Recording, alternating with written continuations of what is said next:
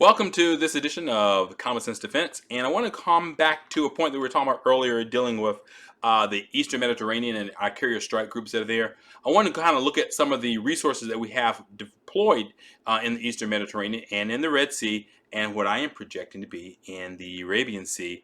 So it's going to be interesting to see. So let's look at some of the numbers here. I'm going to look at the carrier strike groups that we currently have in the Eastern Mediterranean, right off the coast of Israel.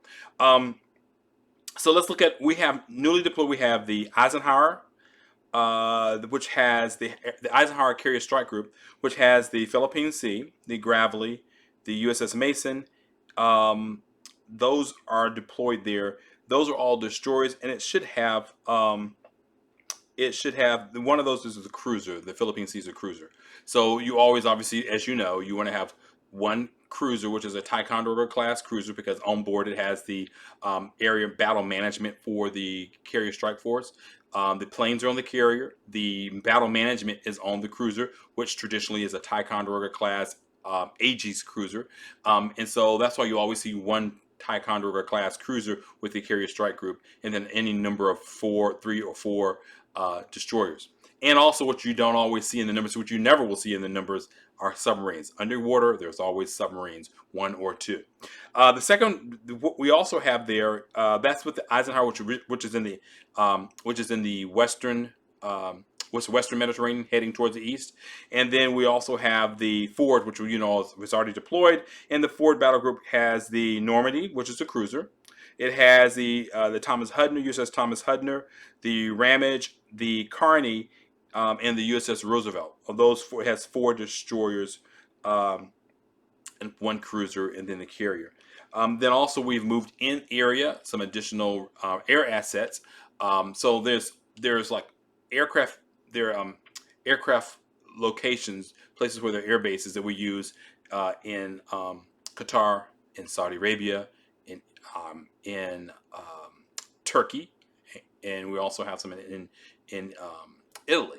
So they're all over throughout the Middle East. And so what we're doing is producing and projecting more aircraft there so that we can handle any contingency. So we've put in F-15s, we've put in F-16s, we've put in some A-10s, and so that number can continue to be surged as needed. Now here's what I'm projecting. We have the on Friday of last week, we had the Carl Vincent carrier strike group. Carl Vincent left San Diego. Currently, right now, today, I think it's right outside or in the Hawaii island chain, and it's heading west. I am projecting that that carrier strike group is not going to stop for right now and do whatever it was planning to do. It's going to keep moving, going towards the Arabian Sea, and the reason for that is we need its capabilities off the southern end of Iran. So to do that, we need to continue to move that platform there to the Arabian Sea. So I'm pretty sure if you look at all the numbers, having that it also has F-35. So having those stealth capabilities 100, 300 miles away from Iran is going to be very important. The F-35 has a unrefueled range of about 500 miles. So without being put in the Persian Gulf, because there is no maneuvering space in the Persian Gulf. So which means they would have to stay in the Arabian Sea, refuel, and be able to, if they needed to strike or present a threat to Iran, they'd have to project fire from the Arabian Sea. Or the Gulf of Oman. So there's the Arabian Sea here, and then then you have the Gulf of Oman right there, the tip, and then you have the Strait of Hormuz, then you have the Persian Gulf. So that area where there's the northern Arabian Sea, that would be the area where the carrier strike group should be to operate. And so we won't be seeing numbers like that or seeing some data on that probably for another week or so.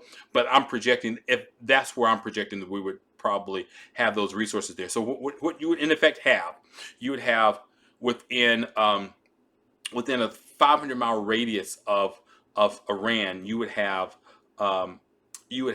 two carrier strike groups in the Eastern Mediterranean. You would have one carrier strike groups in the northern Arabian Sea, which is 200, 300 miles away from Iran. And then also you have an amphibious readiness group in the Red Sea. It has no long range strike capabilities. It has about 2,000 Marines. It has attack helicopters. It also has the V-22. It also has the Harrier AV-8B, which only has a range of a couple hundred miles as an old fourth generation platform. The F-35B took its place.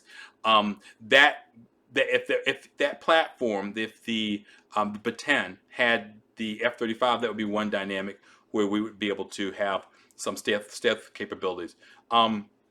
You may or may not know Israel has about 65 to 70 F-35 platforms.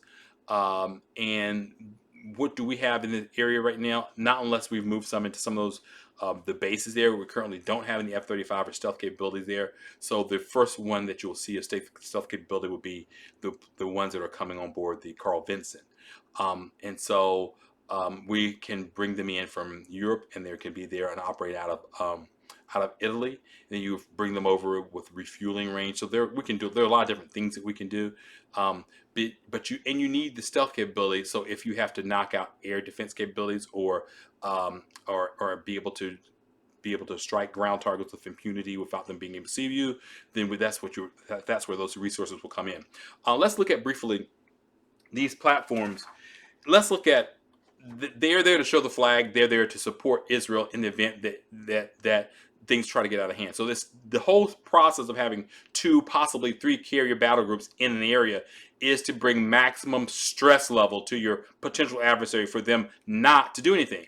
So the Carl Vincent has these ships on board, these ships in its carrier strike group. It has the Hooper. It has the USS Kidd. It has a Starrett, and also has a William P. Lawrence. Those are the destroyers. And then for its cruiser, it has the USS Princeton. And there's always a resupply vessel, a dry goods vessel nearby. And this particular one is USNS the Pecos. And you cannot operate a carrier strike group without having ability to refuel for jet fuel, refuel the destroyers, because they're not nuclear. The carrier strike group, the carrier is nuclear, but the platforms that go along with the carrier are not. The submarine that's underwater, that's nuclear, but the surface ships are not. So, which means if you're on a 4,000 or 5,000 mile, 4,000, 6,000 nautical mile trip, you're gonna have to get refueled, and then you also want to keep it a certain, I think, 50% above zero. So you're always refueling at 45, 50%, so that you always have the ability to operate and maneuver if you don't have any fuel, if we go have an emergency. So the Pecos in this case is designed. Its job is to keep the ships replenished with fuel and dry goods or stores, and it's also the job is for jet fuel for the carrier. So the carrier has enough space to maintain its jet fighters and its helicopters, but it also has to be replenished. And there are cases where the carrier also has enough fuel that it can resupply the destroyers itself if it needs to. So it has fuel there for those destroyers and the cruiser. But typically that happens, to my understanding, with the auxiliary ship that goes along with the carrier strike group. So those are the forces that are there. Now, I would also mention that there is the USS Ronald Reagan, which is stationed out of Japan. That's there as well. And it has a carrier strike group, but as you'll see in one of the other conversations that we have, you have to keep China at bay. So in the Indo-Pacific, so you're always going to have an aircraft carrier in the Indo-Pacific, so they can do its job. So those are the platforms that are currently around the Mediterranean and in the Red Sea. And did I give you the details of the Bataan Amphibious Readiness Group? So the Amphibious Readiness Group, the Amphibious Ready Group, it consists of an LHA, which is a landing helicopter assault platform that is a WASP class, and the Bataan is a WASP class aircraft carrier, and it holds on board. You can put about 1,200 Marines, and then you have an LPD-17 LPD assault ship, and that has a well deck for craft to come in and disembark. And it also has a helicopter deck for V-22s that can land. But the LPD has one LPD-17. I think it has about 300 to 500 Marines that can be on board there. And then you have a LSD, a landing ship dock, that goes on. So there's 3 platforms that go along, and between them they can carry about 2,500 Marines, and then also the capability to deploy those Marines ashore. And so that an amphibious readiness group, you always want to have those somewhere maneuvering around. So if you need to have an emergency for a disaster, or if you need to project power, or now we're in a situation where we may need to extract American citizens out of Israel or out of any one of those countries that where they don't like Americans. So you want to have helicopter lift capability. So we want to make sure that you have some resources available, and that's what an amphibious readiness group would do. It would provide the ability to secure an area and extract American citizens and keep moving. So that provides it provides you a certain peace of mind knowing if you absolutely had to get your people out, you have some capability to do it. Now, to my understanding, there's like 500,000 or 1 million Americans in the Middle East in certain dangerous areas. So any day we should hear the State Department saying anybody who is not non-mission critical, you need to leave the Middle East. I'm sure at any date that we should probably get a report like that, because that's just wisdom. So those are the resources that we have currently, naval resources that we have in place. And as I mentioned earlier, of course you have your submarines there as well. I would also like to mention that there are several destroyers that are brought over from from Spain, where they were stationed. I think it's either in Rota, Spain. Those four destroyers are for missile defense for Europe, and so those destroyers have an advanced Aegis system that fires the SM-2, the SM-3, and the SM-6. The SM-2 has a range of about 60 miles. The SM-3 has a range of like 1,300 miles. It's designed to be an anti-ballistic missile. It intercepts missiles in the exo-atmospheric with an exo-atmospheric weapon. And so that's a long-range weapon that is used to protect all of Europe. And then, of course, it has the newer SM-6. The SM-6 has a range of about 300 miles, and it's used for missile defense. It's used for anti-ship defense, meaning it can sink ships, and also it is used for anti-air defense. It can shoot down aircraft and missiles, as well as it can also be used on surface targets. So it's a very versatile missile that has been used, and that we're going to be seeing more. And in fact, I think the Army bought a few last year because has such a dual capability that the Army can use it for missile defense and anti-surface capability, and the Navy can use it obviously for the reasons I just stated. So those one or two of those ships have moved over from the eastern from Spain over through the Mediterranean to be stationed in the Mediterranean as well. What you're trying to do, and what we're doing, is providing a layered defense for Israel. So Israel we've all seen the Iron Dome. The Iron Dome but Israel's missile defense is in 3 tiers. The Iron Dome is the lowest tier of that, which means it provides a shield or protection against artillery, mortars, and and rockets. So it sends off a little missile that's about $40,000, $70,000, and it intercepts the incoming round. Okay, so they need thousands and thousands of these, and they've used thousands and thousands, and we need to produce thousands more for them to keep things going.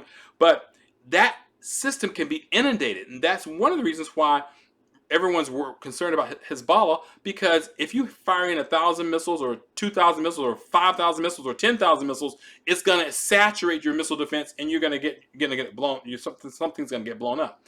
So, that's the Iron Dome. Then there's the next level up, which is a mid-range surface air missile system that's designed to protect the citizens of Israel at a high altitude, let's say 5 to 12,000, 20,000 feet. And then there's the long-range missiles capability for defense against ballistic missiles. And I think the Arrow is one of those missiles that does that. So what we're doing is we're providing a backup to the Israeli system. So in case Iran launches over missiles, or missiles come in from anywhere in Lebanon or Syria, that we provide the defense capability for longer range missiles. And so that's kind of why we brought those resources in.